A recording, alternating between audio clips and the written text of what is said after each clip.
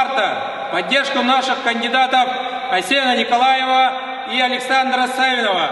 В преддверии Дня города 386 «Аван свобод!» Бросаем вызов спортивному клубу «Дагас».